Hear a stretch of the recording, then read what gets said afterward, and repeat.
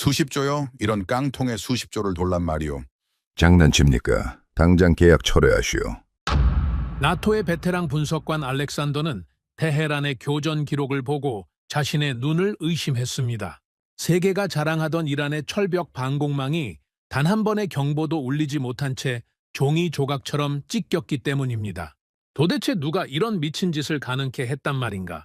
그는 보이지 않는 기술의 흔적을 집요하게 쫓기 시작했고 그 종착역에서 마주한 이름은 바로 대한민국이었습니다. 반도체부터 인공지능, 방산 시스템까지 전 세계가 얕잡아 보던 작은 나라가 사실은 현대전의 심장을 쥐고 있었다는 전율 돋는 진실. 최근 나토 본부를 발칵 뒤집어 놓은 그 소름 끼치는 전말을 낱낱이 공개합니다. 그 전에 잠깐 1초 만에 누를 수 있는 좋아요 버튼을 꾹 눌러주시면 영상 제작에 아주 큰 힘이 됩니다. 그럼 바로 시작하겠습니다. 세계 군사 역사에는 가끔씩 모든 것을 바꿔버리는 사건이 등장합니다. 제2차 세계대전의 노르망디 상륙작전이 그랬고 걸프전의 정밀 유도 폭격이 그랬죠. 전쟁의 방식이 근본부터 달라졌음을 온 세계가 동시에 깨닫게 된 순간들이었습니다. 역사는 항상 그런 식이었죠. 아무도 예상하지 못한 방식으로, 아무도 준비하지 못한 순간에 새로운 시대가 조용히 열리는 겁니다. 그리고 테헤란의 그날 밤이 바로 그런 사건이었습니다. 저는 그 교전 기록을 처음 받아보았을 때 오랜 세월 동안 단 한 번도 흔들린 적 없던 제 판단력이 천천히 무너지는 것을 느꼈습니다. 저는 알렉산더 드레이븐입니다. 전 나토 통합전략 분석관이자 현재 글로벌 안보전략연구소 수석연구원으로 일하고 있죠. 미 국방부 전략분석팀에서 12년 나토 통합작전 분석관으로 9년, 합산하면 25년이 넘는 시간 동안 저는 전쟁을 숫자로 읽어왔습니다. 걸프전 이후 미군의 전쟁 패러다임 변화를 분석했고 이라크 전쟁의 작전 구조를 해석했으며 우크라이나 전쟁의 전략적 흐름을 끝까지 추적했죠.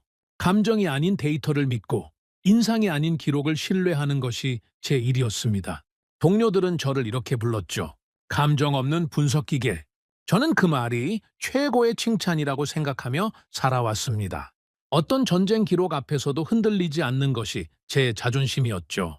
그런 제가 그날 밤 처음으로 분석을 멈추게 됐습니다. 교전 기록이 연구소에 들어오던 날 아침이었습니다. 제 동료 제임스가 파일을 들고 제 자리로 걸어왔죠. 그는 파일을 책상에 내려놓으며 말했습니다. 알렉스, 이번 테헤란 교전 기록입니다. 직접 보십시오. 저는 그 눈빛이 이상하다고 생각했습니다. 제임스는 함께 일한 지 20년이 넘은 베테랑이었죠. 전쟁터에서 날아온 어떤 자료 앞에서도 표정 하나 바꾸지 않던 사람이었습니다. 수십 년의 현장 경력이 만들어낸 특유의 무덤덤함이 있었죠. 그런 제임스의 얼굴에 제가 한 번도 본 적 없는 표정이 떠올라 있었습니다. 저는 천천히 파일을 집어들었습니다. 첫 페이지를 넘기는 순간 저는 그가 왜 그런 표정을 짓고 있었는지 단번에 이해했습니다. 탐지 성공 횟수 제로, 요격 미사일 발사 횟수 제로, 경보 발령 횟수 제로. 저는 같은 페이지를 3번 반복해서 읽었습니다. 숫자는 바뀌지 않았죠. 수백 건의 전쟁 기록을 분석해온 저였지만 이런 결과는 처음이었습니다. 방공망이 뚫린 것이 아니었습니다. 방공망이 처음부터 존재하지 않았던 것처럼 작전이 진행된 겁니다. 저는 파일을 덮고 잠시 눈을 감았습니다. 머릿속에서 무언가가 천천히 재편되기 시작했죠. 이란이 구축한 방공망은 결코 허술한 것이 아니었습니다. 그들은 수십 년에 걸쳐 천문학적인 비용을 방어 시스템에 쏟아부었죠. 중국이 자국의 최고 기술력을 집약했다고 자랑하는 장거리 방공 미사일 시스템을 핵심 전력으로 배치했고 러시아제 탐지 레이더와 자체 개발한 방어 시스템까지 중첩으로 구축해 놓았습니다.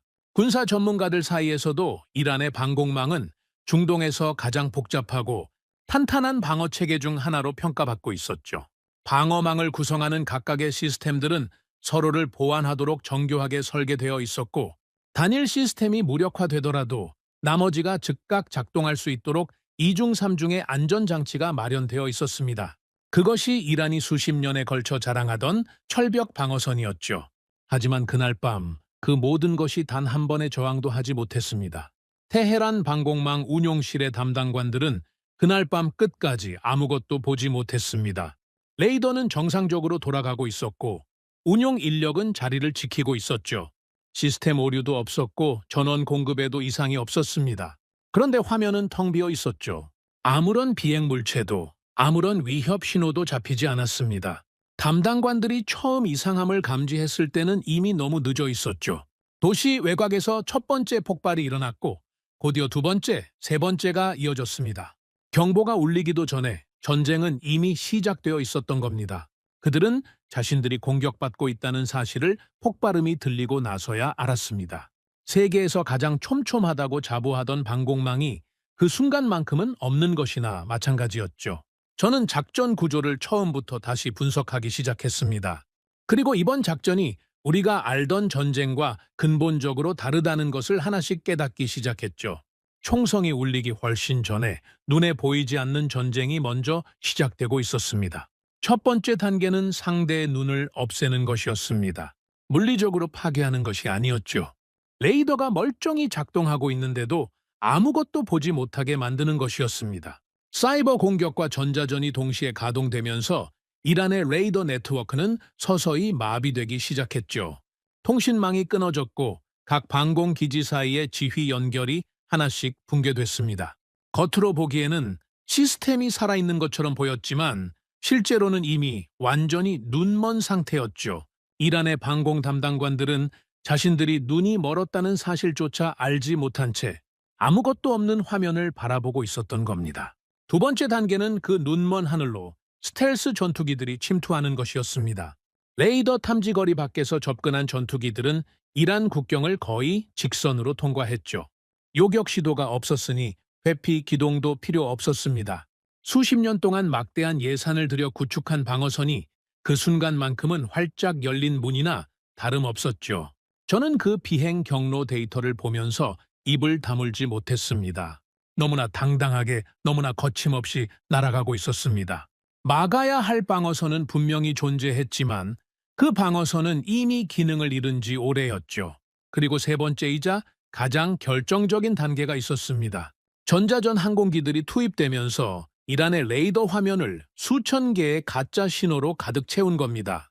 실제로 날아오는 전투기는 화면에 잡히지 않는데 존재하지도 않는 비행 물체들이 수도 없이 나타났다 사라지기를 반복했습니다. 이란의 운용관들은 어느 것이 진짜이고 어느 것이 가짜인지 전혀 구분할 수 없었죠.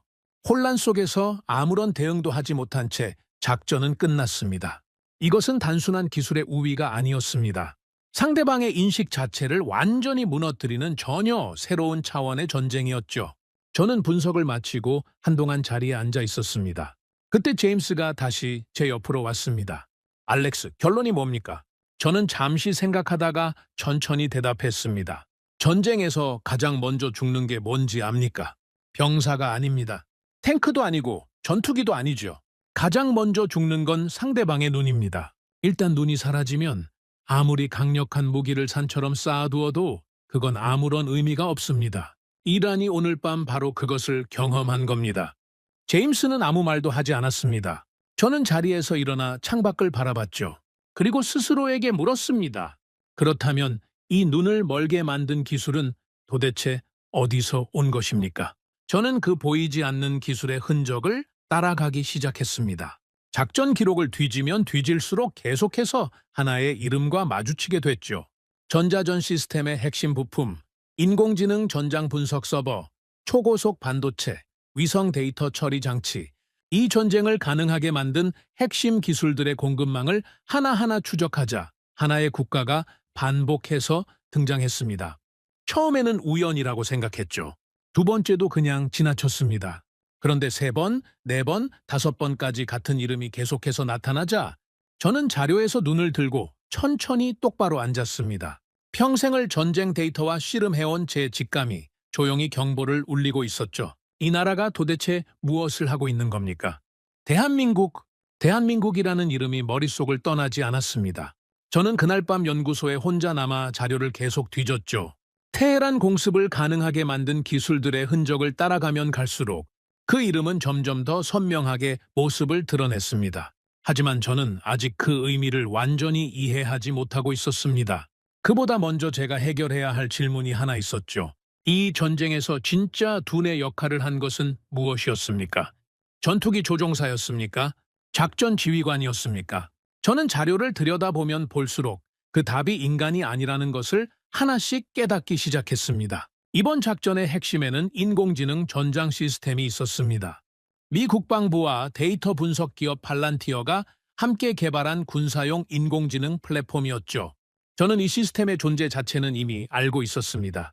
하지만 실전에서 이 정도 규모로 운용됐다는 것은 이번에 처음 확인했습니다. 자료를 읽어 내려가면서 저는 점점 말문이 막혀갔습니다. 이 시스템이 처리한 데이터의 규모와 정밀도는 제가 상상하던 수준을 완전히 뛰어넘는 것이었죠. 오랜 세월 분석관으로 살아온 제가 처음으로 기계 앞에서 작아지는 느낌을 받았습니다. 저는 잠시 자리에서 일어나 창밖을 바라봤습니다. 바깥은 조용했지만 제 머릿속은 전혀 조용하지 않았죠. 이 시스템이 실전에서 어떻게 작동했는지를 제대로 이해하지 못하면 테헤란에서 벌어진 일의 진짜 의미를 절대 파악할 수 없다는 것을 알고 있었습니다. 인공지능은 작전이 시작되기 훨씬 전부터 이미 가동되고 있었습니다. 위성 영상, 드론 감청 기록, 특수부대가 수집한 현장 정보, 통신 기록, 수개월치 이동 패턴 데이터까지 수백만 건의 정보가 실시간으로 분석되고 있었죠. 인간 분석관이라면 수년이 걸려도 처리하지 못할 데이터들을 이 시스템은 몇 초 만에 소화해냈습니다. 그리고 그것을 바탕으로 전장의 흐름을 예측하고 작전의 방향을 스스로 제시하고 있었죠. 저는 그 데이터 처리 속도와 규모를 나타내는 수치들을 보면서 한동안 멍하니 앉아 있었습니다. 이건 분석 도구가 아니었습니다. 하나의 살아있는 두뇌였죠. 인간이 만들어낸 두뇌가 이제 인간 대신 전쟁을 읽고 인간 대신 결정을 내리고 있었습니다. 저는 그 사실을 인정하는 것이 불편했습니다. 하지만 자료는 제 감정을 배려해주지 않았죠. 다음 날 아침 연구소에 출근한 제임스가 제 책상 위에 쌓인 자료들을 보며 물었습니다. 밤새 여기 있었습니까? 네, 이것 좀 보십시오. 저는 인공지능 전장 시스템 분석 자료를 그에게 내밀었습니다. 제임스는 자료를 훑어보다가 천천히 고개를 들었습니다. 알렉스, 이게 말이 됩니까? 저도 처음엔 그렇게 생각했습니다. 그런데 숫자들이 전부 실제 기록입니다. 제임스는 다시 자료를 내려다봤습니다. 저는 그가 어느 부분에서 멈췄는지 알 수 있었죠. 인공지능이 특정 고위 인물의 위치를 예측한 대목이었습니다. 이 부분이 저를 가장 오래 붙잡아 둔 내용이었습니다.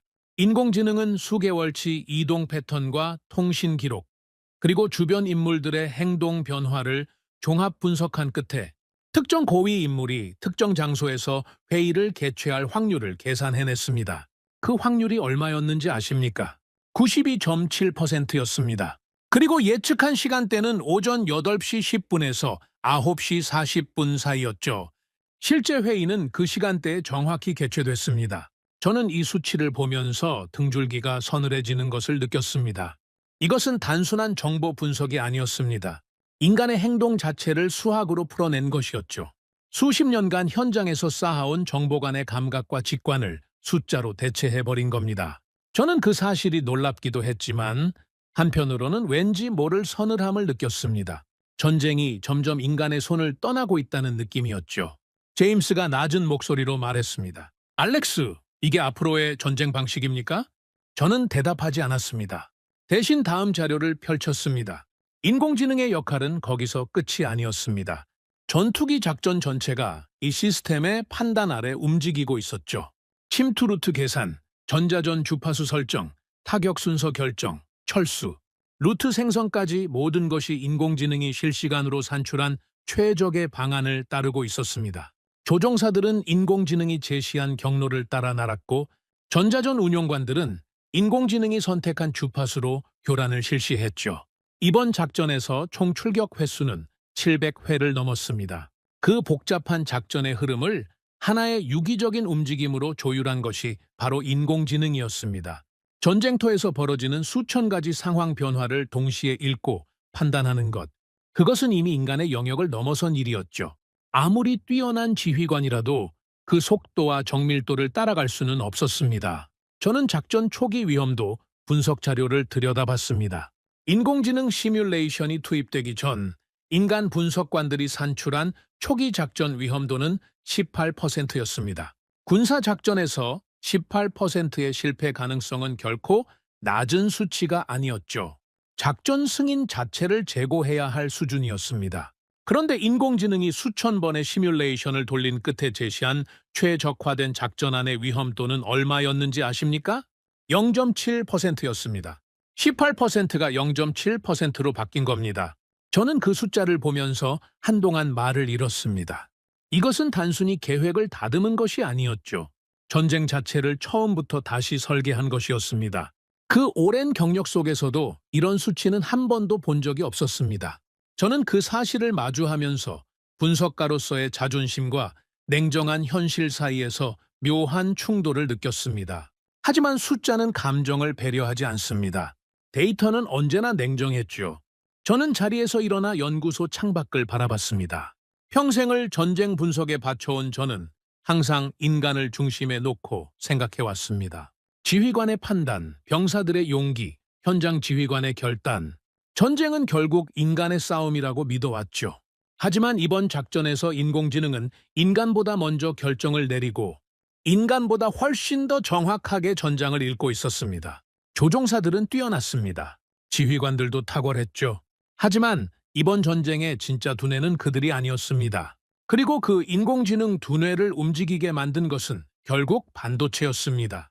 수백만 건의 데이터를 실시간으로 처리하고 수천 번의 시뮬레이션을 순식간에 돌려내는 그 모든 능력은 반도체의 성능에서 비롯된 것이었죠. 인공지능이 아무리 뛰어나도 그것을 구동하는 반도체가 없다면 아무 의미가 없었습니다. 제임스가 옆에 서서 조용히 말했습니다. 알렉스, 앞으로는 전쟁을 잘하는 나라가 이기는 게 아니겠군요. 전쟁을 가장 잘 계산하는 나라가 이기는 겁니까? 저는 천천히 고개를 끄덕이며 대답했습니다. 더 정확히 말하면 가장 좋은 계산 도구를 가진 나라가 이기는 겁니다. 그리고 그 계산 도구의 심장은 반도체입니다. 제임스는 잠시 침묵했습니다. 저는 책상으로 돌아와 반도체 공급망 자료를 펼쳤습니다. 이 인공지능 전장 시스템을 실제로 구동한 초고속 메모리, 반도체, 연산 처리 칩, 데이터 처리 서버의 핵심 부품들, 그 출처를 하나씩 확인해 나갔죠. 그리고 얼마 지나지 않아 저는 자료 위에 손을 멈췄습니다. 어제도 이 이름이었습니다. 전자전 시스템을 추적했을 때도 이 이름이 나왔죠. 위성 데이터 처리 장치를 확인했을 때도 마찬가지였습니다. 그리고 이제 인공지능 전장 시스템의 핵심 반도체를 추적하니 또다시 같은 이름이 나오고 있었습니다. 3번도 아니고 4번도 아니었습니다. 이 전쟁의 가장 깊은 곳, 가장 결정적인 곳마다 같은 나라의 이름이 새겨져 있었죠. 저는 의자를 뒤로 젖히고 잠시 눈을 감았습니다. 그동안 저는 미국과 중국이라는 두 축을 중심으로 세계 군사 질서를 분석해왔습니다. 강대국들의 군사력 경쟁, 기술 패권 다툼, 동맹 구조의 변화. 그 모든 분석의 중심에는 항상 미국과 중국이 있었죠. 그런데 지금 제 눈앞에 펼쳐진 자료들은 전혀 다른 이야기를 하고 있었습니다. 총을 들고 전장에 있지 않아도, 미사일을 발사하지 않아도 이 전쟁의 가장 깊은 곳에서 가장 결정적인 역할을 하고 있는 나라가 있었습니다. 저는 처음으로 제 분석의 방향을 완전히 틀어야 한다는 것을 깨달았습니다.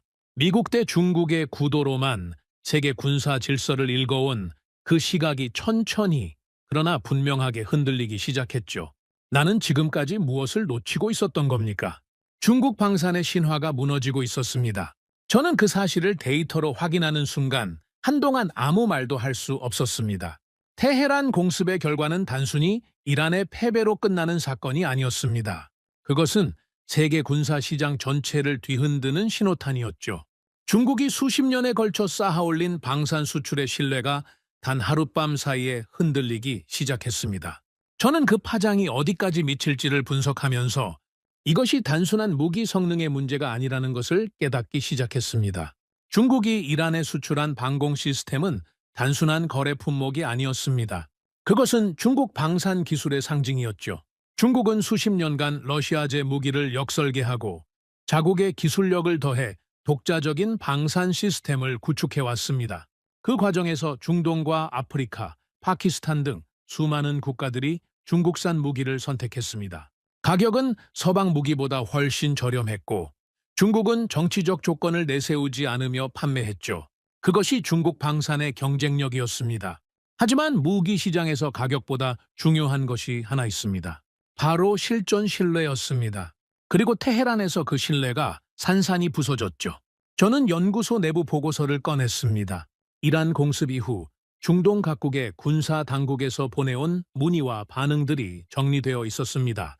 그 내용을 읽는 내내 저는 묵직한 감각이 가슴을 누르는 것을 느꼈습니다. 한 중동 국가의 군사 당국자는 보고서에 이렇게 적어 놓았습니다. 우리도 같은 시스템을 운용하고 있다. 이게 우리라면 어떻게 됐겠는가? 저는 그 문장을 2번 읽었습니다. 이 질문은 비단 그 나라만의 것이 아니었죠. 중국산 방공 시스템을 보유한 수십 개 국가들이 지금 이 순간 똑같은 질문을 던지고 있을 것이었습니다. 제임스가 제 옆에 앉아 같은 보고서를 읽다가 말했습니다. 알렉스, 이건 중국한테 엄청난 타격입니다. 방산 수출 시장에서 신뢰를 잃으면 회복이 쉽지 않죠. 맞습니다. 그런데 더 심각한 건 따로 있습니다. 제임스가 고개를 들었습니다.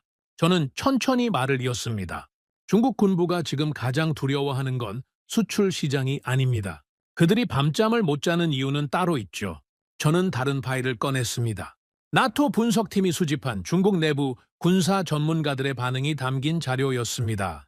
중국 군사 전문가들은 그동안 줄곧 미국의 군사력이 쇠퇴하고 있다고 주장해왔습니다. 이라크 전쟁의 수렁, 아프가니스탄 철수, 그리고 중국의 빠른 군사력 증강. 이런 흐름 속에서 중국 내부에서는 미국과의 군사적 격차가 좁혀지고 있다는 자신감이 퍼져나가고 있었죠. 하지만 테헤란의 그날 밤 이후 그 분위기가 급변했습니다. 중국 군사 분석가들이 내부적으로 던지고 있는 질문은 단 하나였습니다. 이게 대만에서 벌어진다면 어떻게 될 것인가? 저는 그 질문이 담긴 문서를 읽으면서 잠시 자리에서 움직이지 않았습니다. 이것은 단순한 방어 기술의 실패가 아니었습니다. 중국군이 수십 년간 구축해온 전쟁 패러다임 전체에 의문이 제기된 것이었죠. 중국군의 전쟁 전략은 압도적인 물량과 미사일 전력을 중심으로 설계되어 있었습니다. 대만 해협에서 전쟁이 벌어질 경우 수천 발의 미사일로 대만과 주변 미군 기지를 무력화한다는 것이 핵심 시나리오였죠. 하지만 테헤란에서 목격한 것은 무엇이었습니까? 미사일이 아무리 많아도 쏠 수 없는 상황이 만들어진다는 것이었습니다. 눈이 멀고 귀가 막히고 지휘체계가 붕괴된 상태에서는 아무리 강력한 무기도 쓸모가 없었습니다. 저는 중국군이 내부적으로 연구하기 시작한 항목들을 살펴봤습니다. 전자전 대응 능력, 네트워크 전쟁 체계, 인공지능 기반 지휘 시스템, 이 3가지가 중국군의 긴급 연구 과제로 떠오르고 있었습니다. 그것은 곧 중국이 이번 전쟁에서 무엇을 가장 두려워했는지를 보여주는 것이었죠. 제임스가 천천히 말했습니다. 중국이 이 교훈을 빨리 흡수하면 위험해질 수도 있습니다. 물량도 있고 기술 흡수 속도도 빠르니까요. 저는 고개를 끄덕였습니다. 맞습니다. 하지만 문제는 시간입니다. 전자전 능력과 인공지능 전장 시스템은 하루아침에 갖춰지는 게 아니죠. 그리고 그 시스템을 돌리는 핵심 기술, 반도체에서 중국은 아직 심각한 한계를 가지고 있습니다. 제임스가 잠시 생각하다가 물었습니다. 그 반도체 얘기가 또 나오는군요. 그럼 결국 이 전쟁의 승패를 가른 것도 반도체였다는 겁니까? 그렇습니다. 그리고 그게 제가 지금 가장 집중하고 있는 부분입니다. 저는 자리에서 일어나 연구소 한쪽 벽에 걸려있는 세계 지도를 바라봤습니다. 냉전 이후 세계 군사 질서는 언제나 미국을 정점으로 움직여왔습니다. 그 구조에 도전한 것이 중국이었죠. 중국은 천문학적인 국방 예산을 쏟아부으며 항공모함을 건조하고 스텔스 전투기를 개발하고 극초음속 미사일을 시험했습니다. 겉으로 보이는 숫자만 놓고 보면 중국의 군사력은 분명히 성장하고 있었습니다. 하지만 테헤란의 그날 밤이 증명한 것은 숫자가 전부가 아니라는 것이었습니다. 현대전에서 전쟁의 결과를 결정하는 것은 눈에 보이는 무기의 양이 아니었습니다. 보이지 않는 기술의 깊이였죠. 저는 중국의 반도체 현황 자료를 꺼내 들었습니다. 미국의 수출 통제 이후 중국의 첨단 반도체 개발은 심각한 장벽에 부딪혀 있었습니다. 인공지능 연산에 필요한 고성능 메모리 반도체, 정밀 유도 무기에 들어가는 첨단 센서 칩, 전자전 시스템을 구동하는 신호 처리 반도체, 이 모든 분야에서 중국은 아직 스스로 해결하지 못한 기술적 공백을 안고 있었습니다. 그 공백이 전장에서 어떤 의미를 갖는지 이번 테헤란 공습이 냉정하게 보여준 셈이었죠. 저는 분석을 이어가면서 한 가지 불편한 진실과 마주했습니다. 중국이 두려워하는 것은 미국의 군사력만이 아니었습니다. 중국이 진짜 두려워하는 것은 자신들이 따라잡을 수 없는 기술의 격차였습니다.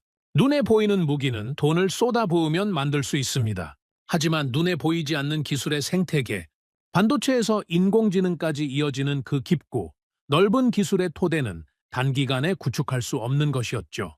저는 자료를 덮으며 오랫동안 생각에 잠겼습니다. 이번 분석을 통해 세계 군사 질서의 지형이 제가 생각하던 것보다 훨씬 복잡하게 재편되고 있다는 것을 깨달았습니다.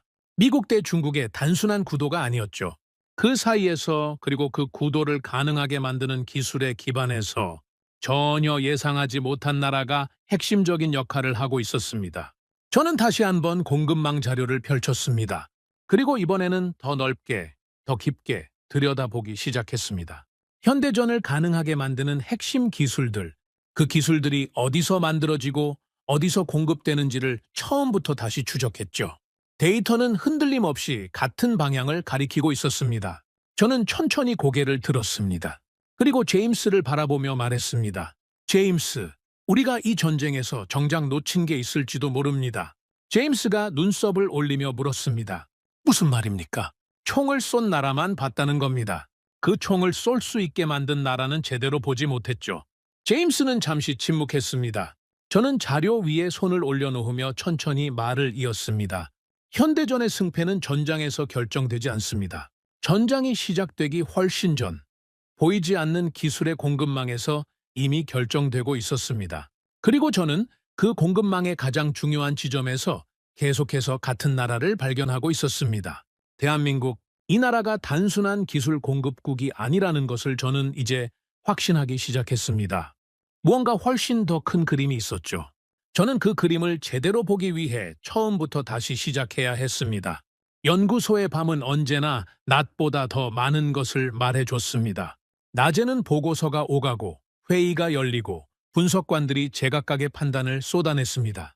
하지만 밤이 되어 연구소가 조용해지면 저는 비로소 자료와 단둘이 마주 앉을 수 있었죠. 그날 밤도 그랬습니다. 저는 테헤란 공습 이후 수집된 전장 데이터를 처음부터 다시 들여다보고 있었습니다. 단순히 작전의 성공 요인을 분석하는 것이 목적이 아니었습니다. 저는 이 전쟁의 기술적 기반을 만든 공급망을 끝까지 추적하고 싶었습니다. 누가 이 전쟁을 가능하게 만들었는지 그 진짜 주인공을 찾고 싶었죠. 전자전 시스템 로그부터 시작했습니다. 이란의 레이더 네트워크를 교란한 장비들의 부품 출처를 하나씩 확인해 나갔습니다. 신호 처리 칩, 고주파 송수신 소자, 디지털 주파수 변조 장치, 각각의 부품들이 어디서 만들어졌는지를 역추적하는 작업이었습니다.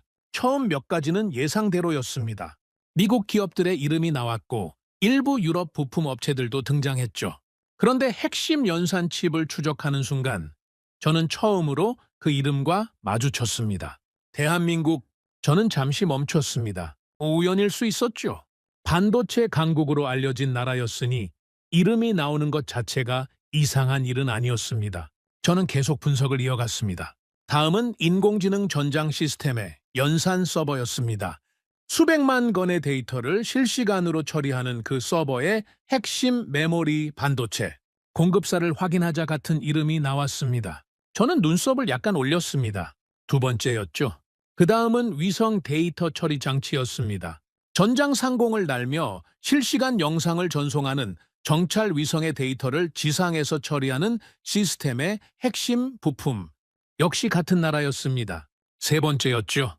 저는 자료에서 눈을 들고 잠시 허공을 바라봤습니다. 그리고 다시 자료로 시선을 내렸습니다. 정밀 유도 무기 시스템의 센서 칩. 네 번째, 스텔스 전투기 탑재 전자장비의 신호 처리 소자.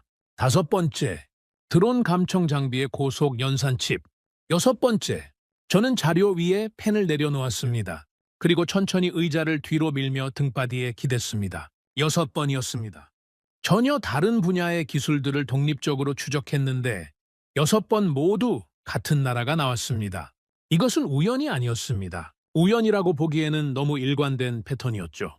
저는 그날 밤 자정이 넘도록 자리를 뜨지 않았습니다. 다음 날 아침 제임스가 출근하자마자 제 표정을 보고 멈춰 섰습니다. 알렉스, 또 밤새웠습니까? 앉으십시오. 보여드릴 게 있습니다. 저는 밤새 정리한 자료를 제임스 앞에 펼쳤습니다.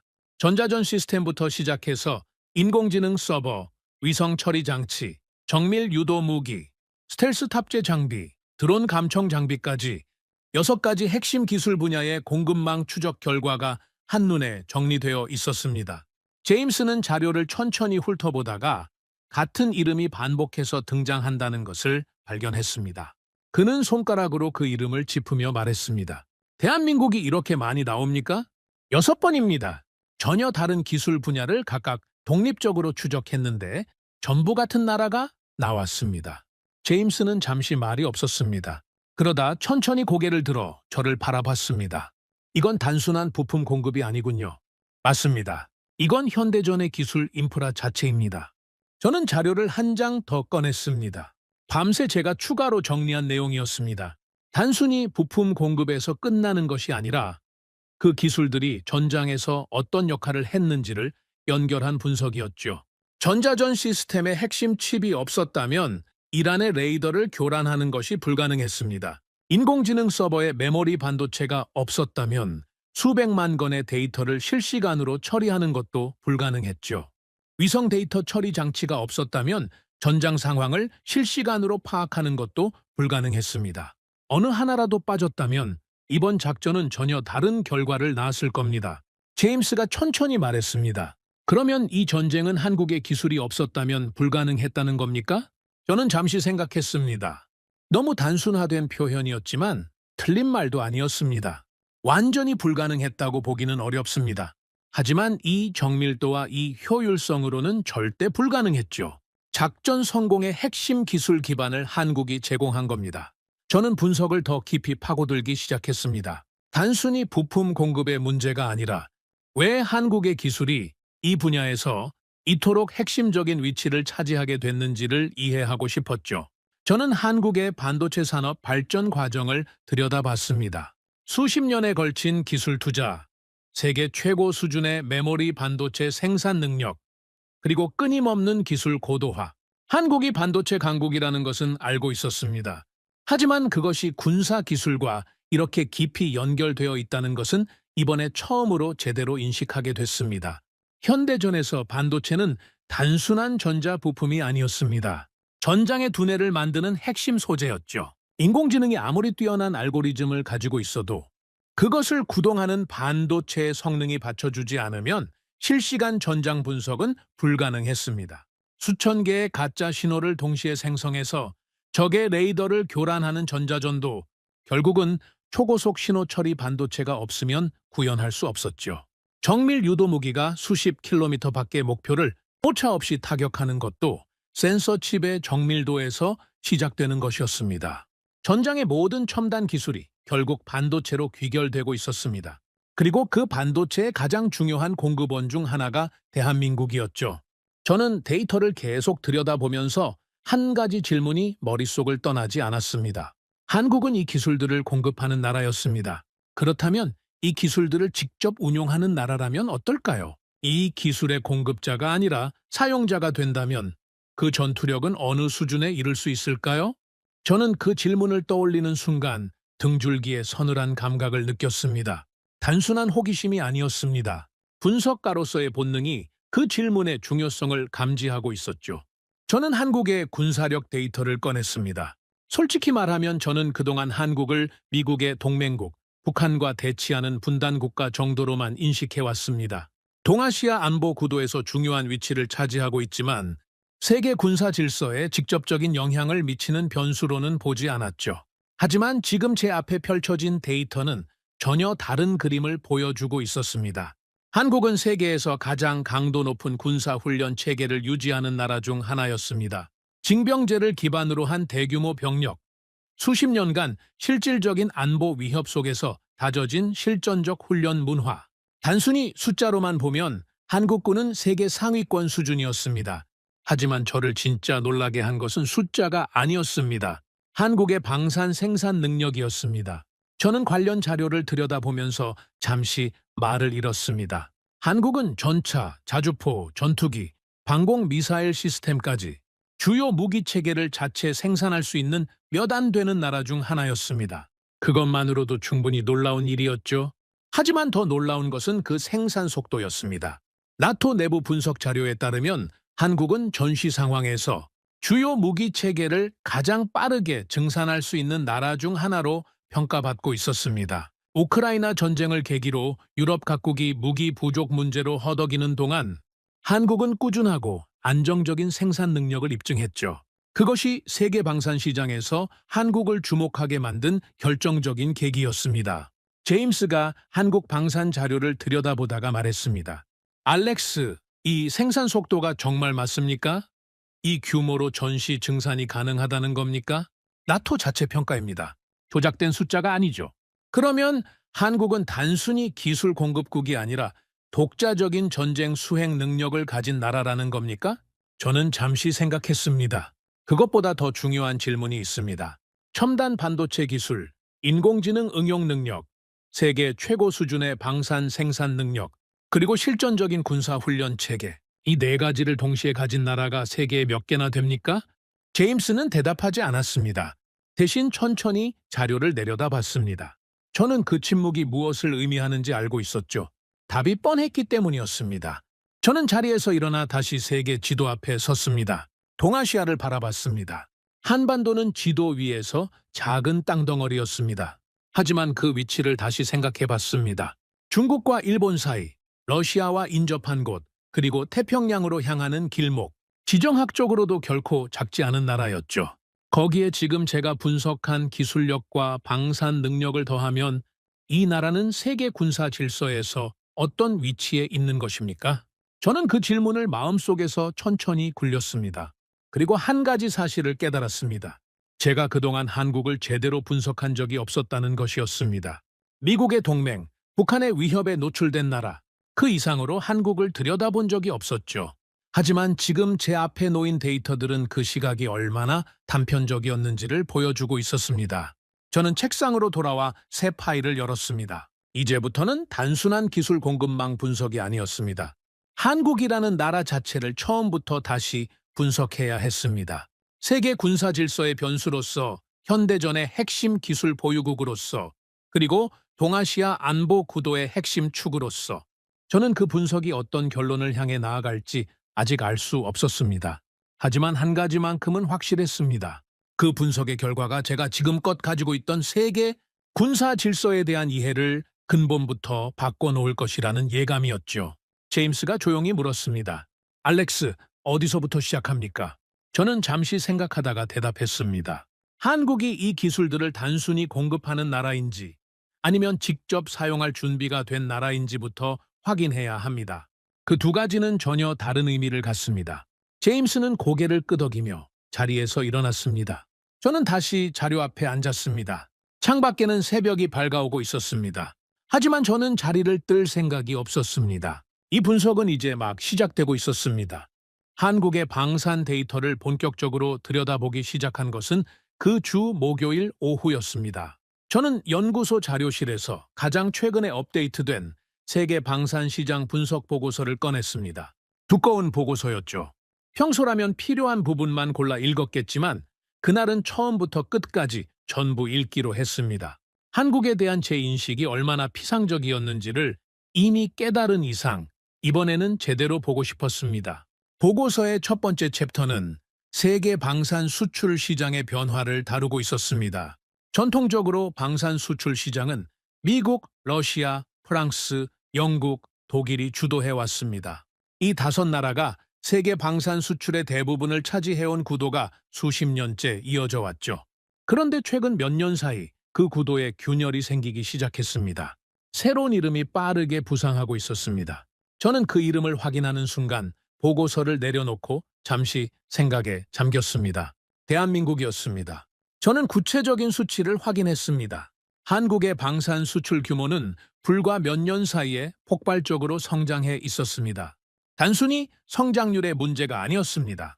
수출되는 무기 체계의 종류와 수준이 문제였죠. 경전차나 소형 화기 같은 저급 품목이 아니었습니다. 주력 전차, 자주포, 전투기, 방공 미사일 시스템, 한 나라의 군사력을 구성하는 핵심 무기 체계들이 한국에서 만들어져 세계로 팔려나가고 있었습니다. 저는 개별 품목들을 하나씩 들여다봤습니다. 먼저 K2 전차였습니다. 폴란드가 대규모 도입을 결정했고 이후 여러 나라들이 관심을 보이고 있었습니다. 단순히 가격이 저렴해서가 아니었습니다.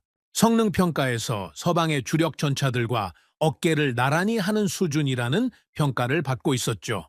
K9 자주포는 이미 세계 여러 나라의 포병 전력을 바꿔놓고 있었습니다. 우크라이나 전쟁을 통해 포병 전력의 중요성이 다시 부각되면서 K9의 빠른 사격 속도와 높은 신뢰성에 대한 평가가 급등했죠. FA-50 전투기는 경제적인 가격으로 현대적인 전투 능력을 제공한다는 점에서 중소국들의 선택을 받고 있었습니다. 그리고 천공 방공 시스템은 테헤란 공습 이후 세계 방산 시장에서 가장 주목받는 품목 중 하나로 떠올랐죠. 제임스가 커피를 들고 제 옆에 앉으며 물었습니다. 청홍 얘기가 자꾸 나오던데 테헤란 이후 반응이 어떻습니까? 중동 여러 나라에서 문의가 폭증했다고 합니다. 중국 방공 시스템이 무너지는 걸 목격한 이후니까요. 그러면 한국이 반사이익을 얻고 있는 겁니까? 저는 잠시 생각했습니다. 반사이익이라는 표현은 정확하지 않습니다. 반사이익은 상대가 실패했을 때 우연히 얻는 것이죠. 하지만 한국은 그 이전부터 이미 실력으로 시장을 넓혀오고 있었습니다. 테헤란 사건은 그 흐름을 가속화시킨 겁니다. 제임스는 고개를 끄덕이며 보고서를 들여다봤습니다. 저는 계속 분석을 이어갔습니다. 유럽에서 한국 무기에 대한 평가가 급변한 것은 우크라이나 전쟁이 결정적인 계기였습니다. 전쟁이 장기화되면서 유럽 각국은 심각한 문제에 직면했습니다. 무기가 부족했습니다. 수십 년간 국방비를 삭감해온 유럽 나라들은 막상 전쟁이 현실로 다가오자 자국의 무기 생산 능력이 형편없이 부족하다는 것을 깨달았죠. 독일은 포탄 생산 능력을 급하게 늘리려 했지만 쉽지 않았습니다. 프랑스도 마찬가지였죠. 탱크와 자주포를 빠르게 공급할 수 있는 나라를 찾는 과정에서 유럽의 눈길이 한국으로 향했습니다. 한국은 기대 이상이었습니다. 주문이 들어오자 빠르게 생산을 시작했고 약속한 납기를 지켰습니다. 품질에 대한 불만도 없었죠. 유럽 군사 전문가들 사이에서 한국 무기에 대한 평가가 급격히 달라지기 시작했습니다. 처음에는 반신반의하던 시각들이 실제 제품을 보고 난 이후 완전히 바뀌었습니다. 어떤 유럽 군사 전문가는 분석 보고서에 이렇게 썼습니다. 한국의 무기 체계는 서방 최고 수준과 동일한 성능을 갖추고 있으면서 가격은 훨씬 낮다. 이것은 일시적인 현상이 아니다. 수십 년간 축적된 기술력과 생산 능력의 결과다. 저는 그 문장을 읽으면서 잠시 멈췄습니다. 서방 최고 수준과 동일한 성능. 유럽의 군사 전문가들이 이런 평가를 내놓는다는 것은 단순한 칭찬이 아니었습니다. 유럽 군사 전문가들은 자국 방산 산업에 대한 자부심이 강한 사람들이었죠. 그들이 이런 평가를 내놓았다는 것은 한국의 방산 기술이 이미 다른 차원에 올라섰다는 의미였습니다.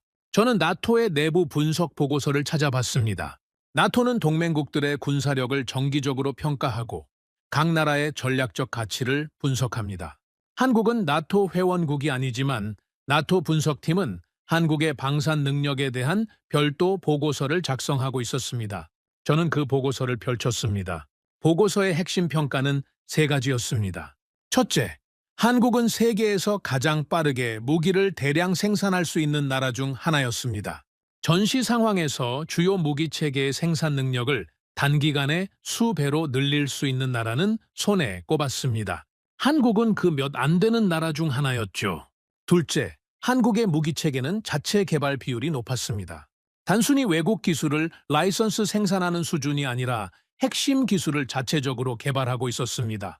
이것은 공급망 위기 상황에서도 안정적인 생산이 가능하다는 의미였죠. 셋째, 한국의 방산 기업들은 민간 기술과 군사 기술의 통합 수준이 세계 최고 수준이었습니다. 반도체, 통신, 소프트웨어 분야의 민간 기술력이 무기 체계 개발에 직접 활용되고 있었죠. 이것이 한국 무기 체계가 첨단 전자 장비 분야에서 특히 강점을 보이는 이유였습니다. 저는 보고서를 읽으면서 한 가지 사실이 점점 선명하게 다가오는 것을 느꼈습니다. 한국의 방산 강점과 반도체 기술력은 별개의 이야기가 아니었습니다. 이 두 가지는 하나의 뿌리에서 나오는 것이었죠. 세계 최고 수준의 제조업 기반, 높은 기술 인력의 밀도, 그리고 수십 년간 안보 위협 속에서 갈고 닦은 기술 자립 의지, 이 모든 것이 결합되어 반도체 분야에서도 방산 분야에서도 동시에 세계 최고 수준의 경쟁력을 만들어내고 있었습니다. 제임스가 나토 보고서를 들여다보다가 말했습니다. 알렉스, 이 생산 속도 평가가 사실이라면 전쟁 억지력 측면에서도 엄청난 의미가 있는 거 아닙니까? 전쟁이 장기화될 경우 버틸 수 있는 능력이잖아요? 정확한 지적입니다. 현대전에서 초기 전투력만큼 중요한 게 지속 전투력이죠. 무기와 탄약을 얼마나 빠르게 보충할 수 있느냐가 전쟁의 결과를 바꿉니다. 러시아가 우크라이나에서 고전한 이유 중 하나도 서방의 무기 공급 능력을 과소평가했기 때문이었죠. 그러면 한국은 그 능력을 갖추고 있다는 겁니까? 데이터가 그렇게 말하고 있습니다. 저는 분석을 더 깊이 진행했습니다. 방산 수출 시장에서의 성장만으로는 전체 그림을 보기 어려웠습니다. 저는 한국군 자체의 전투력을 들여다보기 시작했죠. 한국은 징병제를 유지하고 있었습니다. 매년 젊은 남성들이 군에 입대해 훈련을 받고 예비역으로 전환됩니다. 비판적으로 보는 시각도 있지만 군사적 관점에서 이것은 상당한 의미를 가졌습니다. 수십 년간 실질적인 안보 위협 속에서 유지되어 온 징병제는 단순한 제도가 아니었죠. 실전 대비 능력을 갖춘 예비 전력의 거대한 저장고였습니다. 한국군의 훈련 강도는 세계 최고 수준이었습니다. 북한과의 대치 상황이 수십 년간 이어지면서 한국군은 실제 전쟁을 상정한 훈련을 쉬지 않고 이어왔습니다. 이것은 유럽 나라들과 본질적으로 다른 점이었습니다. 냉전 이후 유럽 각국은 실질적인 안보 위협이 사라지면서 훈련 강도가 크게 낮아졌습니다. 그 결과가 우크라이나 전쟁에서 드러났죠. 반면 한국군은 단 하루도 긴장을 풀지 않고 전투 준비 태세를 유지해왔습니다. 저는 그 사실이 갖는 의미를 오랫동안 생각했습니다. 첨단 기술만 있다고 강한 군대가 되는 것은 아닙니다. 그 기술을 실전에서 운용할 수 있는 인력과 훈련 체계가 갖춰져야 하죠. 한국은 세계 최고 수준의 기술을 보유하고 있었고 동시에 그것을 운용할 수 있는 고도로 훈련된 병력을 갖추고 있었습니다. 이 두 가지가 결합된 나라가 세계에 몇이나 됩니까? 저는 자리에서 일어나 연구소 창밖을 바라봤습니다. 오후에 햇살이 길게 늘어지고 있었습니다. 저는 한동안 말없이 서 있었습니다. 머릿속에서 지금까지의 분석들이 하나씩 연결되고 있었습니다. 테헤란에서 발견한 기술 공급망, 반도체 분야에서의 압도적인 위치, 방산 시장에서의 급부상, 나토가 인정하는 생산 능력, 그리고 수십 년간 갈고 닦은 실전적 군사훈련 체계, 이 모든 것이 하나의 나라를 가리키고 있었습니다. 제임스가 제 옆으로 와서 같은 방향을 바라보며 말했습니다. 알렉스, 어떤 생각을 하고 있습니까? 저는 잠시 뜸을 들이다가 대답했습니다. 전쟁을 분석할 때 우리는 보통 두 가지를 봅니다. 전투력과 전략이죠. 탱크가 몇 대, 전투기가 몇 대, 병사가 몇 명, 그리고 그것들을 어떻게 운용하느냐. 그런데 현대전에서는 세 번째 요소가 결정적인 역할을 합니다. 세 번째 요소가 뭡니까? 기술 기반입니다. 첨단 무기를 가능하게 만드는 반도체, 그것을 연결하는 통신 인프라, 전장 데이터를 처리하는 인공지능 시스템, 이 기술 기반 없이는 아무리 많은 탱크와 전투기가 있어도 현대전에서 경쟁이 안 됩니다. 그리고 그 기술 기반에서 한국은 세계 최정상 수준에 있습니다. 제임스가 천천히 고개를 끄덕였습니다. 그러면 지금까지 한국을 과소평가했다는 겁니까? 저는 망설임 없이 대답했습니다. 과소평가가 아닙니다. 제대로 분석조차 하지 않았다는 겁니다. 저뿐만 아니라 대부분의 서방 군사 분석가들이 그랬을 겁니다. 한국을 미국의 동맹, 분단 국가라는 틀로만 봤지 세계 군사 기술과 방산 산업의 핵심 축으로는 보지 않았죠. 저는 책상으로 돌아와 다시 자료를 펼쳤습니다. 아직 확인해야 할 것들이 남아 있었습니다. 방산 수출과 기술력만으로는 전체 그림의 절반밖에 보이지 않았습니다. 나머지 절반은 지정학이었죠. 한국이 어디에 위치하고 있는지, 그 위치가 동아시아 안보 구도에서 어떤 의미를 갖는지를 들여다봐야 했습니다. 그리고 그 분석이 어디로 이어질지 저는 이미 어렴풋이 느끼고 있었습니다. 세계 방산 시장에서 한국의 부상은 단순한 경제적 성공 이야기가 아니었습니다. 그것은 세계 군사 기술의 지형이 바뀌고 있다는 신호였습니다. 수십 년간 소수의 강대국들이 독점해온 방산 기술의 최전선에 새로운 나라가 당당히 이름을 올리고 있었습니다. 그리고 그 나라는 기술만 파는 것이 아니었죠. 스스로 그 기술을 운용할 수 있는 군사력을 갖추고 있었습니다. 저는 자료를 정리하면서 한 가지 결론을 내리고 있었습니다. 한국은 준비되어 있었습니다. 세계가 그것을 알아보기 훨씬 전부터. 그리고 저 같은 분석가들이 주목하기 훨씬 전부터. 조용히, 그러나 빈틈없이 준비되어 있었습니다. 제임스가 자료를 덮으며 말했습니다. 알렉스, 다음 단계가 뭡니까? 이제 어디를 들여다볼 겁니까? 저는 잠시 생각하다가 대답했습니다. 대만입니다. 한국이 이 정도 역량을 갖춘 나라라면 동아시아에서 가장 뜨거운 화약고인 대만 시나리오에서 어떤 변수가 되는지를 확인해야 합니다. 그 분석 결과가 어떻게 나오느냐에 따라 세계 군사 질서에 대한 제 이해가 완전히 달라질 수 있습니다. 제임스는 잠시 침묵했습니다. 저는 새 파일을 열었습니다. 창밖에는 어둠이 내려앉기 시작하고 있었습니다. 하지만 저는 오늘 밤도 이 자리를 쉽게 뜨지 못할 것 같았습니다. 대만 시나리오 분석을 시작하기로 결정한 날 아침, 저는 연구소에 누구보다 일찍 출근했습니다. 책상 위에 자료들을 펼쳐놓고 커피 한 잔을 앞에 두었습니다. 창밖으로는 아직 어스름한 새벽빛이 남아 있었습니다. 저는 잠시 그 빛을 바라보다가 자료로 시선을 내렸습니다. 대만 해협, 지금 이 순간 지구상에서 가장 위험한 화약고 중 하나였습니다. 중국은 오랫동안 대만을 자국의 영토로 주장해왔고 무력 통일의 가능성을 공공연히 시사해왔죠. 미국은 대만 관계법을 근거로 대만의 자위권을 지원하는 입장을 유지하고 있었습니다. 그 두 거인 사이에서 대만은 팽팽한 긴장의 중심에 서 있었습니다. 저는 이 시나리오를 수없이 분석해왔습니다. 하지만 이번에는 전혀 다른 시각으로 접근해야 했습니다. 한국이라는 변수를 제대로 넣어서 들여다봐야 했죠. 나토 연구소에서는 정기적으로 대만 해협 전쟁 시뮬레이션을 진행했습니다. 가상의 전쟁 시나리오를 설정하고 각종 변수들을 조정하면서 전쟁의 흐름과 결과를 예측하는 작업이었죠. 저는 가장 최근에 진행된 시뮬레이션 데이터를 꺼냈습니다. 기본 시나리오는 단순했습니다. 중국이 대만을 침공하고 미국이 개입하는 구도였습니다. 이 구도에서 전쟁의 흐름은 어떻게 전개될까요? 시뮬레이션의 초기 단계는 예상대로였습니다. 중국은 압도적인 미사일 전력으로 대만의 주요 군사시설과 인프라를 타격합니다. 동시에 해상 봉쇄를 실시해 대만을 외부와 차단하죠. 중국의 강점은 물량이었습니다. 수천 발의 탄도미사일, 수백 척의 함정, 수천 대의 전투기. 숫자만 놓고 보면 압도적인 전력이었습니다. 하지만 시뮬레이션은 거기서 끝나지 않았습니다. 미군이 개입하는 순간부터 전쟁의 양상이 달라지기 시작했습니다. 테헤란에서 목격한 것과 유사한 패턴이 나타났습니다. 전자전과 사이버전이 먼저 가동되면서 중국의 지휘 통신 체계가 교란되기 시작했죠. 중국의 미사일 전력이 아무리 방대해도 정확한 타격 좌표를 전달받지 못하면 그 위력은 절반 이하로 줄어들었습니다. 인공지능 전장 시스템이 가동되면서 중국 해군의 움직임이 실시간으로 분석되고 대응 방안이 즉각 도출됐죠. 전쟁의 흐름은 초기 예측과 전혀 다른 방향으로 전개되기 시작했습니다. 저는 시뮬레이션 데이터를 한 페이지씩 넘기면서 집중했습니다.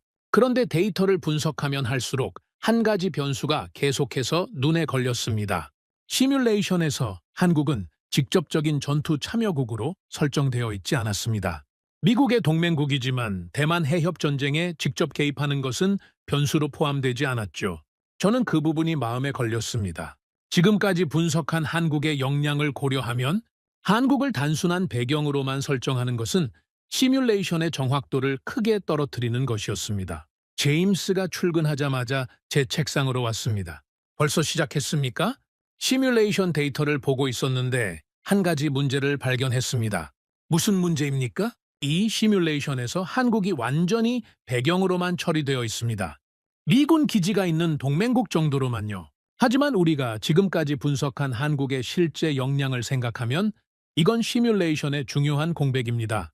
제임스가 자료를 들여다보며 말했습니다. 한국이 직접 개입하는 시나리오를 돌려봐야 한다는 겁니까? 그뿐만이 아닙니다. 한국이 직접 싸우지 않더라도 한국의 기술과 생산 능력이 전쟁 지원에 투입되는 시나리오를 넣어야 합니다. 그것만으로도 전쟁의 결과가 달라질 수 있습니다. 저는 시뮬레이션 팀에 연락해서 변수 조정을 요청했습니다. 한국의 방산 생산 능력을 전쟁 지원 변수로 추가하고 한국군의 직접 개입 시나리오를 별도로 설정했습니다. 결과가 나오기까지 몇 시간이 걸렸습니다. 저는 그 시간 동안 한국의 지정학적 위치를 다시 들여다봤습니다. 한반도의 위치를 지도 위에서 다시 봤습니다. 서쪽으로는 중국 본토와 마주하고 있었습니다. 동쪽으로는 일본 열도가 있었죠. 북쪽으로는 러시아와 국경을 접하고 있었습니다. 그리고 남쪽으로는 대한해협을 통해 태평양으로 이어졌습니다. 동북아시아의 지도를 펼쳐놓고 보면 한반도는 그야말로 이 지역의 중심에 위치하고 있었습니다. 중국, 일본, 러시아라는 세 강대국과 동시에 인접한 나라는 세계에서 한국이 유일했습니다. 군사적 관점에서 이 위치는 무엇을 의미했습니까? 한국의 주둔한 미군 기지들은 동아시아 전략의 핵심 거점이었습니다. 대만 해협에서 전쟁이 발생할 경우 한국의 지리적 위치는 작전 수행에 결정적인 영향을 미칠 수 있었습니다. 공군력의 접근 경로, 해군 함정의 이동 루트, 보급선의 설정, 이 모든 것이 한국의 위치와 직결되어 있었죠. 오후 늦게 시뮬레이션 결과가 나왔습니다. 저는 결과 데이터를 받아들고 책상에 앉았습니다. 제임스도 옆에 앉았습니다. 우리는 함께 데이터를 들여다봤습니다. 처음 몇 페이지를 읽는 동안은 아무 말도 하지 않았습니다. 숫자들이 이야기하는 내용이 너무 명확했기 때문이었죠. 한국의 방산 생산 능력이 전쟁 지원 변수로 추가된 시나리오에서 전쟁의 지속 기간이 눈에 띄게 단축됐습니다.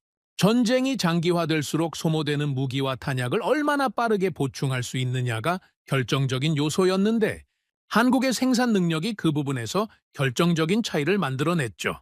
중국 해군에 대한 피해도 유의미하게 증가했습니다. 정밀 유도 무기의 공급이 안정적으로 이루어지면서 타격 효율이 높아진 결과였습니다. 그런데 한국군이 직접 개입하는 시나리오의 결과는 그보다 훨씬 더 극적이었습니다. 제임스가 숫자를 보며 낮은 목소리로 말했습니다. 알렉스, 이 숫자가 맞습니까? 시뮬레이션 팀이 3번 검증했다고 했습니다. 전쟁 기간이 이 정도로 단축될 수 있다는 겁니까?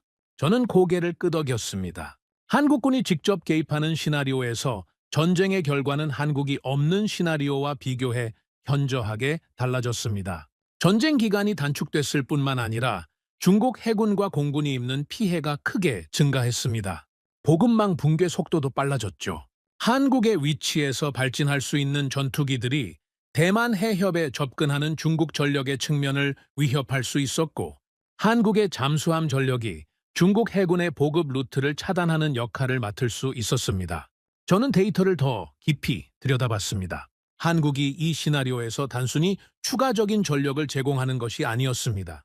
한국의 개입이 전쟁의 구조 자체를 바꿔놓고 있었습니다. 중국은 북쪽에서 한국을 의식하면서 동시에 동쪽에서 미국과 대만을 상대해야 하는 상황에 놓였습니다. 전략적으로 두 방향을 동시에 방어해야 하는 구도가 만들어지는 것이었죠. 중국의 병력과 자원이 분산될 수밖에 없었습니다.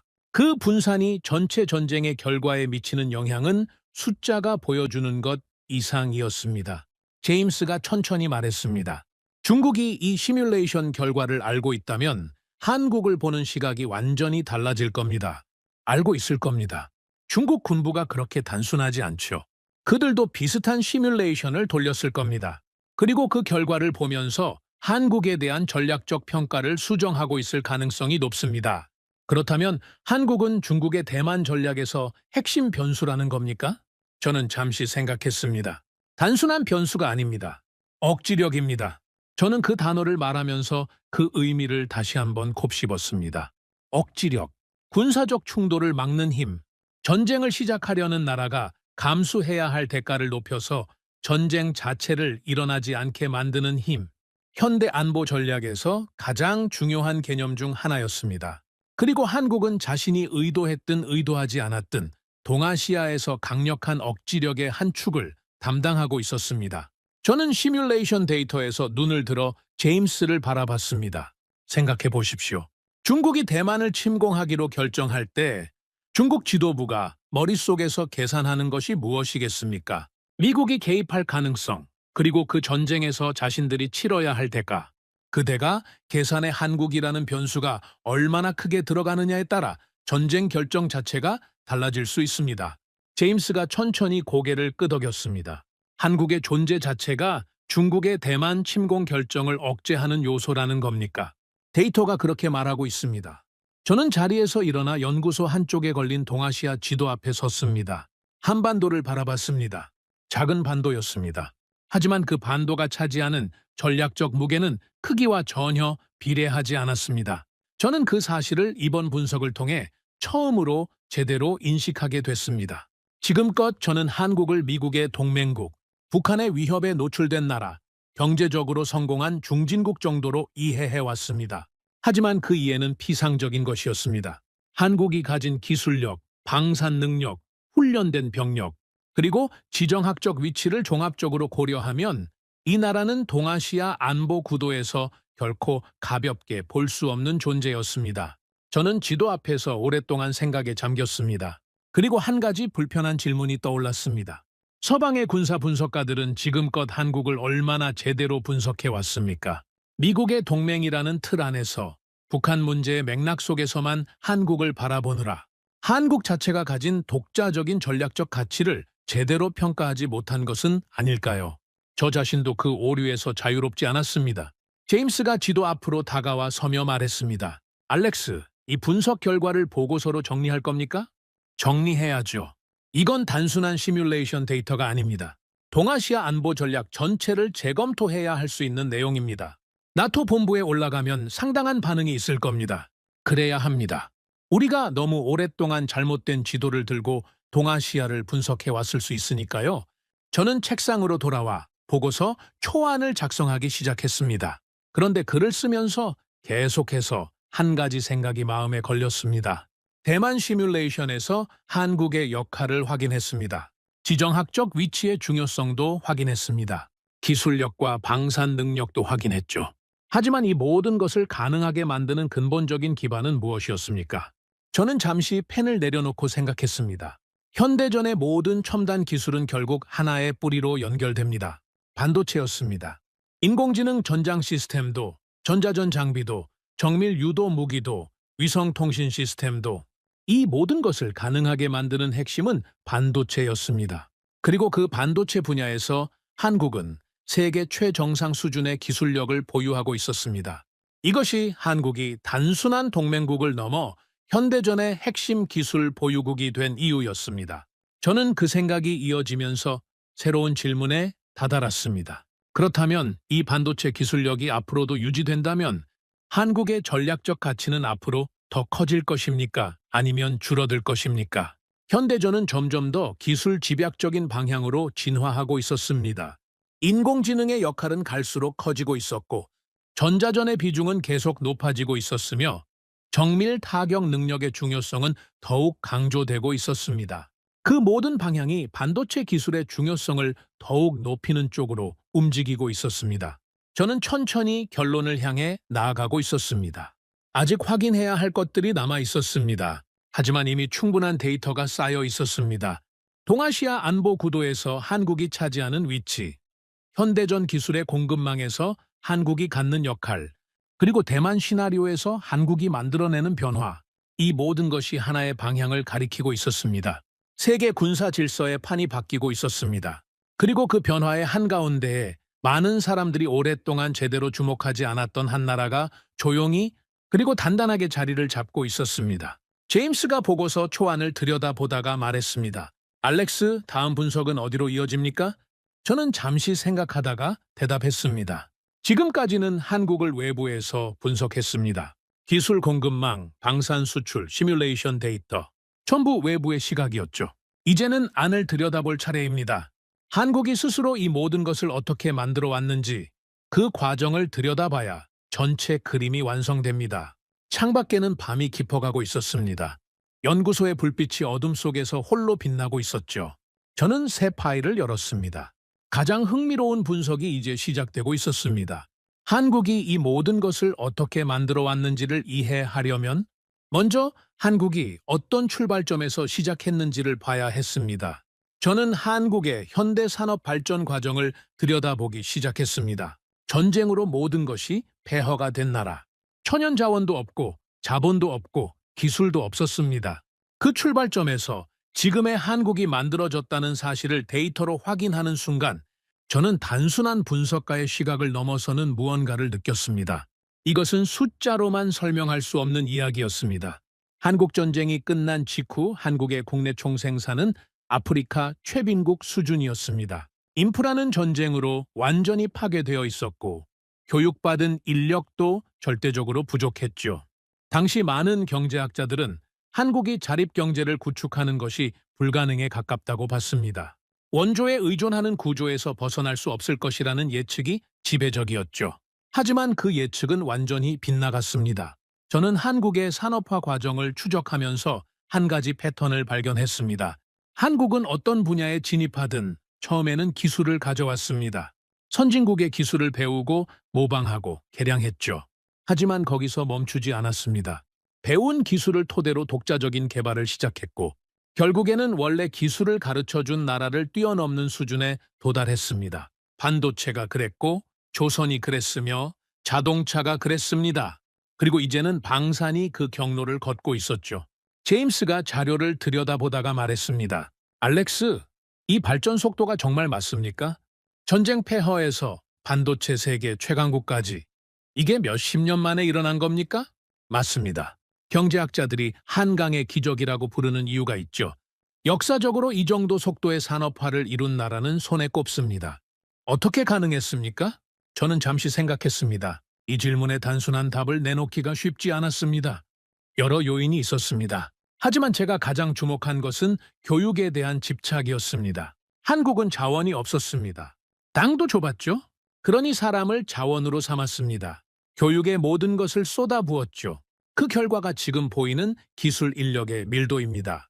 제임스는 고개를 끄덕이며 자료를 계속 들여다봤습니다. 저는 분석을 이어갔습니다. 반도체 분야에서 한국이 세계 정상에 오른 과정은 단순한 성공 스토리가 아니었습니다.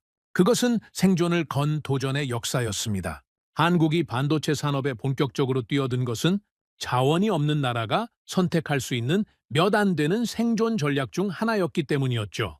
석유도, 철광석도, 넓은 농토도 없는 나라가 세계 경제에서 지속적으로 경쟁력을 유지하려면 기술, 집약적인 분야에서 압도적인 우위를 확보하는 것밖에 없었습니다. 그 판단이 지금의 반도체 패권으로 이어진 것이었죠.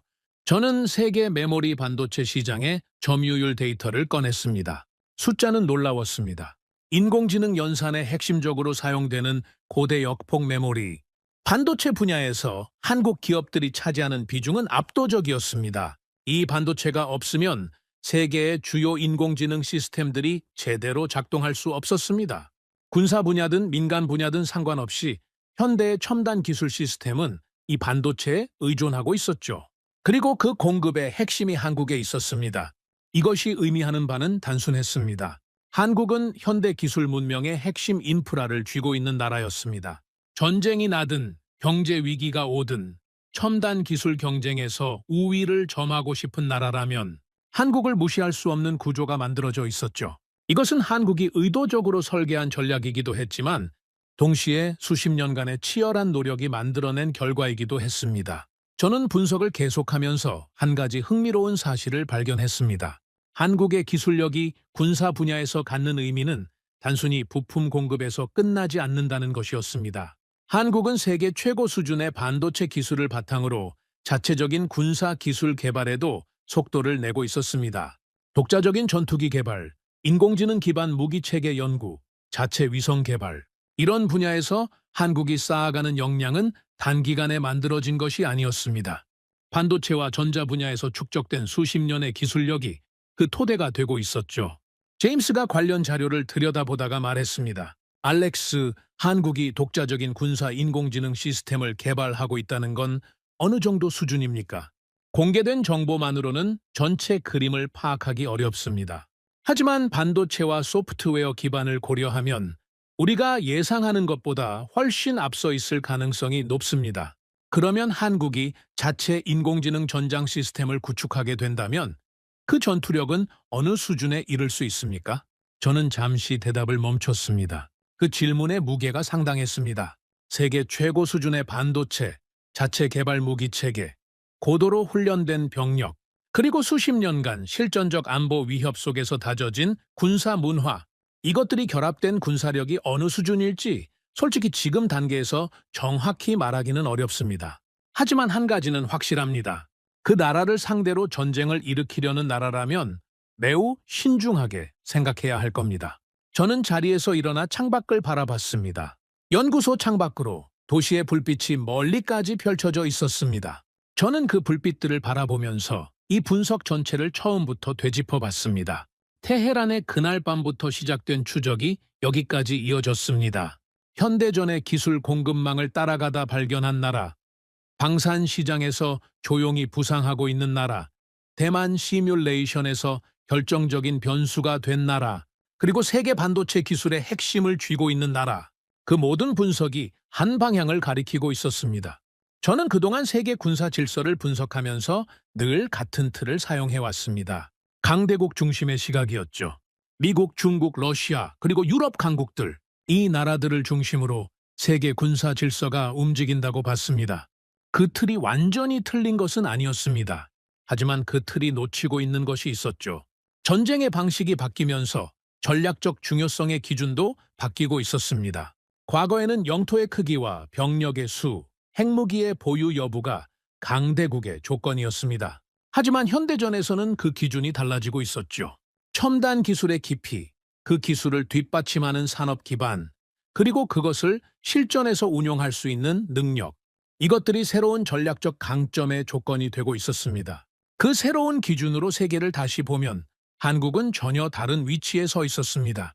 저는 책상으로 돌아와 분석 노트를 펼쳤습니다. 지금까지의 분석을 하나의 문장으로 정리하고 싶었습니다.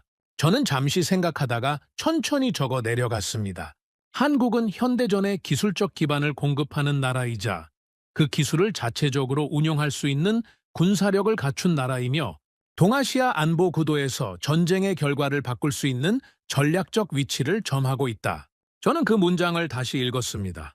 그리고 한 가지 사실을 새삼 깨달았습니다. 이 문장은 저 혼자만의 분석이 아니었습니다. 데이터가 이끌어낸 결론이었습니다. 감정이 아닌 숫자가, 인상이 아닌 기록이 내린 결론이었죠. 제임스가 노트를 들여다보다가 조용히 말했습니다. 알렉스, 이 분석을 처음 시작했을 때와 지금 한국에 대한 당신의 시각이 얼마나 달라졌습니까? 저는 잠시 생각했습니다. 솔직한 대답을 해야 했습니다. 처음에 저는 한국을 이 분석의 주인공으로 전혀 예상하지 못했습니다. 테헤란 공습의 기술 공급망을 추적하다 우연히 발견한 이름이었죠. 그때만 해도 하나의 흥미로운 발견 정도로 생각했습니다. 하지만 분석을 이어가면서 그 발견이 단순한 흥미를 넘어서는 것임을 깨달았습니다. 지금 저는 한국을 세계 군사 기술 질서의 핵심 축 중 하나로 보고 있습니다. 그리고 우리가 그 사실을 너무 오랫동안 제대로 인식하지 못했다는 것도요. 제임스는 잠시 침묵했습니다. 그러다 천천히 말했습니다. 그러면 이제 마지막 질문이 남은 것 같습니다. 한국은 이 모든 역량을 가지고 앞으로 어디로 나아갈 것입니까? 저는 그 질문을 마음속에서 천천히 굴렸습니다. 쉽게 답할 수 있는 질문이 아니었습니다. 하지만 동시에 가장 중요한 질문이기도 했습니다. 기술력도 있고, 방산 능력도 있고, 지정학적 위치도 있고, 훈련된 군사력도 있습니다. 이 모든 것을 가진 나라가 세계 무대에서 어떤 역할을 선택할 것인가? 그 선택이 앞으로의 세계 군사 질서에 어떤 영향을 미칠 것인가? 저는 천천히 대답했습니다. 그 답은 한국 스스로가 결정할 것입니다. 우리가 할 수 있는 것은 그 나라의 역량을 정확하게 파악하고 그 역량이 세계 안보 구도에서 어떤 의미를 갖는지를 제대로 이해하는 것입니다. 그것조차 우리는 지금까지 제대로 하지 못했습니다. 저는 분석 노트를 덮었습니다. 그리고 마지막으로 창밖을 바라봤습니다.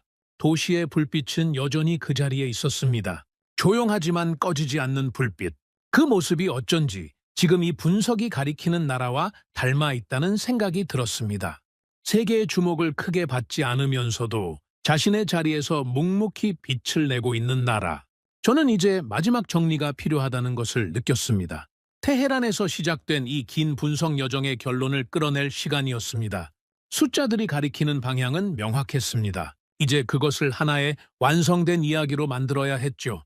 보고서를 완성하는데 사흘이 걸렸습니다. 저는 그 사흘 동안 연구소에서 거의 나오지 않았습니다. 지금까지의 분석을 하나의 완성된 문서로 정리하는 작업이었는데 쓰면 쓸수록 이 보고서가 단순한 분석 자료가 아니라는 것을 느꼈습니다. 테헤란에서 시작된 질문이 이 자리까지 이어지는 동안 저는 세계 군사 질서에 대한 제 인식 자체가 근본부터 바뀌었다는 것을 깨닫고 있었습니다. 보고서의 첫 페이지를 쓰면서 저는 오랫동안 첫 문장을 고민했습니다. 어떤 문장으로 시작해야 이 분석의 무게를 제대로 전달할 수 있을까요? 저는 결국 가장 단순한 문장을 선택했습니다. 세계 군사 질서의 지형이 바뀌고 있다. 그리고 그 변화의 핵심에 우리가 오랫동안 주목하지 않았던 나라가 있다. 제임스가 초안을 읽다가 고개를 들었습니다. 알렉스, 이 보고서가 나토 본부에 올라가면 상당한 논쟁이 생길 겁니다. 준비됐습니까? 그 논쟁이 필요합니다. 우리가 너무 오랫동안 잘못된 지도를 들고 동아시아를 분석해 왔으니까요. 저는 보고서를 계속 써 내려갔습니다. 분석의 결론은 크게 세 가지였습니다. 첫 번째 결론은 현대전의 승패를 가르는 기준이 근본적으로 바뀌었다는 것이었습니다. 탱크의 수, 전투기의 대수, 병력의 규모, 이것들이 여전히 중요하지 않다는 것이 아니었습니다. 하지만 테헤란에서 목격한 것은 그 모든 숫자들이 기술적 기반 없이는 무용지물이 될 수 있다는 것이었습니다. 눈이 멀면 아무리 강한 주먹도 허공을 칠 수밖에 없었습니다. 현대전에서 가장 먼저 죽는 것은 병사가 아니라 상대방의 눈이었고 그 눈을 멀게 하는 기술의 핵심에 반도체가 있었습니다. 그리고 그 반도체의 가장 중요한 공급원 중 하나가 대한민국이었습니다. 두 번째 결론은 동아시아 안보 구도에서 한국의 전략적 가치가 우리가 지금껏 평가해온 것보다 훨씬 크다는 것이었습니다. 대만 시뮬레이션이 보여준 숫자들은 명확했습니다. 한국의 개입 여부에 따라 전쟁의 결과가 달라졌습니다. 한국의 위치, 한국의 기술력, 한국의 방산, 생산 능력이 동아시아 전쟁 시나리오에서 결정적인 변수로 작용했습니다. 이것은 단순한 시뮬레이션의 결과가 아니었습니다. 실제 전쟁에서 그 변수가 현실화될 가능성을 배제할 수 없다는 의미였죠. 세 번째 결론은 가장 중요한 것이었습니다. 저는 그 부분을 쓰면서 가장 오래 생각했습니다. 세계 방산 시장에서 한국의 급부상은 일시적인 현상이 아니었습니다. 그것은 수십 년간 축적된 기술력과 생산 능력이 세계 무대에서 본격적으로 인정받기 시작한 것이었습니다. 우크라이나 전쟁을 계기로 유럽이 한국 무기의 실력을 확인했고 테헤란 공습을 계기로 중동이 한국 방공 시스템에 주목하기 시작했습니다. 이 두 사건은 우연히 겹친 것이 아니었습니다. 한국 방산이 이미 그 수준에 올라 있었기 때문에 가능한 일이었죠. 저는 보고서의 마지막 챕터를 쓰면서 잠시 멈췄습니다. 그리고 지금까지의 여정을 처음부터 되짚어 봤습니다.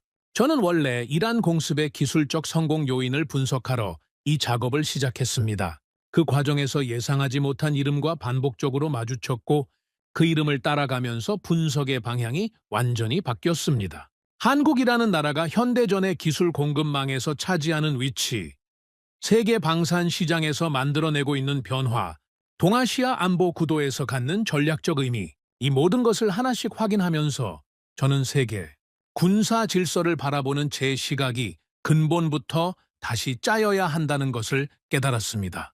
제임스가 보고서 후반부를 읽다가 자리에서 일어났습니다. 그는 연구소 창가로 걸어가 잠시 서 있었습니다.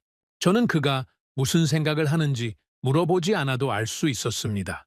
같은 감각이었습니다. 오랫동안 당연하게 받아들여온 무언가가 흔들리는 느낌. 제임스가 창밖을 바라보며 말했습니다. 알렉스, 한국 사람들은 자신들이 이런 위치에 있다는 것을 알고 있을까요? 저는 잠시 생각했습니다. 흥미로운 질문이었습니다. 알고 있는 사람들도 있겠죠. 하지만 많은 사람들은 모를 겁니다. 바깥에서 보이는 것과 안에서 느끼는 것은 다르니까요. 그리고 한국은 오랫동안 스스로를 작은 나라로 인식하는 경향이 있었습니다. 그게 어쩌면 한국의 강점 중 하나일 수도 있습니다. 자만하지 않으니까요. 저는 그 말이 흥미롭게 들렸습니다. 제임스의 말이 맞을 수 있었습니다. 강대국들은 자신의 힘을 과신하다 실수를 저지르는 경우가 많았습니다. 역사가 그것을 반복해서 보여줬죠. 반면 한국은 늘 더 열심히, 더 빠르게, 더 정밀하게 만들어야 한다는 긴장감을 놓지 않았습니다. 그 긴장감이 기술력을 만들었고, 그 기술력이 방산을 키웠으며, 그 방산이 세계 무대에서 증명되고 있었습니다. 저는 보고서의 마지막 문단을 쓰기 시작했습니다. 수십 년간 전쟁을 분석해온 분석가로서 내릴 수 있는 결론이었습니다. 중국은 물량을 가지고 있습니다. 미국은 기술 패권을 가지고 있죠. 러시아는 핵 전력과 자원을 가지고 있습니다. 하지만 기술과 생산을 동시에 그리고 현대전이 요구하는 가장 핵심적인 수준에서 갖추고 있는 나라를 찾는다면 그 목록은 생각보다 짧습니다. 대한민국은 그 짧은 목록 안에 있습니다. 그것도 우리가 오랫동안 인식하지 못한 채로 저는 펜을 내려놓았습니다. 보고서가 완성됐습니다. 제임스가 자리로 돌아와 마지막 페이지를 읽었습니다. 그는 읽는 내내 아무 말도 하지 않았습니다. 다 읽고 난 후 잠시 침묵이 흘렀죠. 알렉스, 네? 이 보고서 제대로 된 겁니다. 저는 대답하지 않았습니다. 대신 자리에서 일어나 연구소 한쪽 벽에 걸린 세계 지도 앞에 섰습니다. 지도 위에서 한반도를 찾았습니다. 작은 땅이었습니다. 하지만 저는 이제 그 작은 땅을 이전과 완전히 다른 시각으로 바라보고 있었습니다. 수십 년 전 전쟁의 폐허에서 시작한 나라, 자원도 자본도 기술도 없었던 나라, 그 나라가 지금 세계 반도체 기술의 핵심을 쥐고 있었습니다. 세계 방산 시장을 빠르게 바꿔놓고 있었습니다. 동아시아 안보 구도에서 전쟁의 결과를 바꿀 수 있는 변수가 되어 있었습니다. 그리고 그 모든 것을 요란하지 않게 묵묵하게 이루어 왔습니다. 저는 오랫동안 지도 앞에 서 있었습니다. 전쟁의 문법이 바뀌었습니다. 그 변화를 가장 먼저 그리고 가장 조용하게 준비해온 나라가 있었습니다. 저는 테헤란의 그날 밤 교전 기록을 처음 받아들었을 때 이 분석이 여기까지 이어질 줄 몰랐습니다. 하지만 데이터는 처음부터 이 방향을 가리키고 있었습니다. 제가 그것을 제대로 보지 못했을 뿐이었죠. 저는 분석가입니다. 감정이 아닌 데이터를 믿고 인상이 아닌 기록을 신뢰하는 것이 제 일입니다. 그리고 지금 그 데이터와 기록이 말하는 것은 명확했습니다. 세계의 판이 바뀌고 있었습니다. 그 판을 바꾸는 데 기여한 나라들 중에 세계가 아직 충분히 주목하지 못한 나라가 있었습니다. 저는 그 나라를 이제 제대로 보게 됐습니다. 그리고 한 가지 확신이 생겼습니다. 앞으로 세계는 이 나라를 더 자주, 더 주의 깊게 보게 될 것입니다. 그것이 데이터가 내린 결론이었고 수십 년간 전장을 분석해온 저의 결론이기도 했습니다. 대한민국, 이 나라의 이야기는 이제 막 세계 무대에서 시작되고 있었습니다. 오늘의 사연은 여기까지입니다. 구독과 좋아요는 영상 제작에 아주 큰 힘이 됩니다. 지금까지 감동테라스 저는 소희였습니다. 오늘도 우리 구독자님들의 가정에 따뜻한 행복이 가득하시길 진심으로 바라겠습니다. 긴 영상 끝까지 시청해주셔서 정말 감사합니다.